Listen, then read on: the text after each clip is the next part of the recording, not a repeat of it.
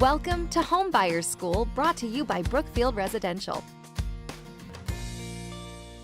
So hi there and welcome to another edition of Homebuyers School.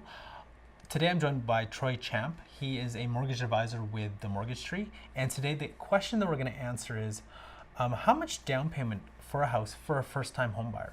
So is there an actual specific down payment amount for a first-time homebuyer? Yeah, the minimum down payment is 5% of the first $500,000, 10% if of any amount over $500,000 up to $1 million, and then if you hit $1 million, then a minimum down payment becomes 20%, or sometimes even larger depending on the bank. You don't have to be a first-time buyer to put 5% down though, so you can be buying your second home, third home, and still have a 5% down payment. But would you say typically if this is your second, third, fourth, or however many homes, that mostly your down payment is probably a little bit higher? As long as you're selling the previous home, Yeah. absolutely. If you're selling your previous home, taking that equity into the new property, then your down payment amount usually increases. But what some people do in the Calgary area is purchase one home, turn that into a rental property, buy a secondary home with just the 5% down.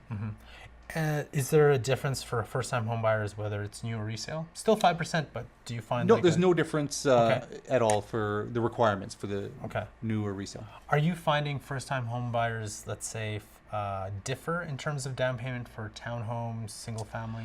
Well, we find first-time buyers tend to buy a lower price point home, so that's the townhomes, condos. From there, they're selling those properties, moving into a single-family home, so they have some equity built up already to the next home. And then from there, they're selling the single-family homes, moving into more of an estate home. Great. Do you have anything else to add? Just the one requirement, if you're buying a secondary property with 5% down, you are able to do that. CMHC will only insure one property for you, but there's two other insurers in the country that will insure a secondary property for you. That's Calgary Mortgage Housing Corporation? Canadian Mortgage Housing Corporation. Okay, awesome. Well, thank you very much, Troy. My pleasure.